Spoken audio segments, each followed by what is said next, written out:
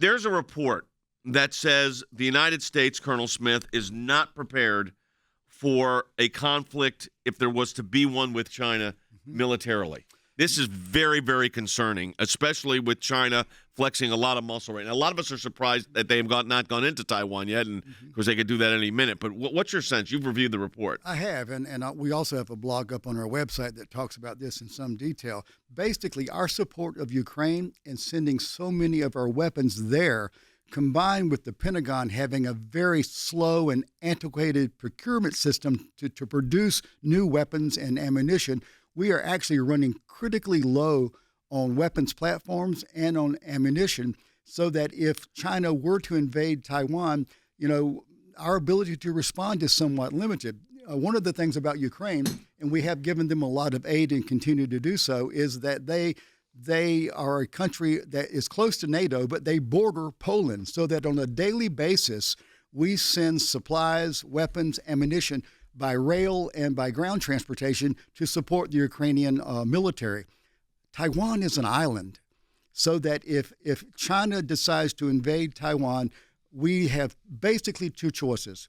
We can support them by airlift, in which case we have to face Chinese air defenses and their air force, or we can actually challenge the Chinese Navy in the Straits of Taiwan in order to give them ammunition and supplies. But again, one of the key critical factors right now is that we're running so short on those things. I'll give you a few examples here, Jay. The number of Javelin anti-tank missiles that we have sent to Ukraine, based on today's production rates, and again, a very slow procurement system at the Pentagon, it will take 7 years to replace them. We have sent 150 howitzers, cannons, to Ukraine. Based on today's production, we don't know when they will be replaced because BAE, the company that makes them, has not even started up their assembly line. BAE, British Aerospace? Is that? I know who that used to be. Well, maybe that may be their stock signal. Maybe BAE. In a series of war games that the Center for Strategic and International Studies just did recently, they said in a war supporting Taiwan against China, we would run out of anti-ship missiles in less than a week. I mean, think about that, folks. No missiles in a week. Wes, I want to know what a conflict with China looks like if it's Taiwan's involved, because this could happen, folks, at any moment. We don't know. Yeah. What does it look like? It is not good. Based on first of all, we have a very confusing policy about that, and the strategic ambiguity. We don't even know for sure what our reaction would be. We're not under an international law obligation to come to them. They're not part of NATO. No, under a treaty in 1979, we're obligated to arm them and support them, but that does not mean troops on the ground. So the likely conflict, if there was one, if China went into Taiwan, what do you think the United States does? I think that we will we will yell and scream a lot.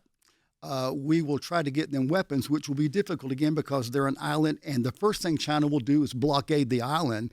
And so in the end, I think our options are few unless we want to go to war with China, which is really it's completely unthinkable.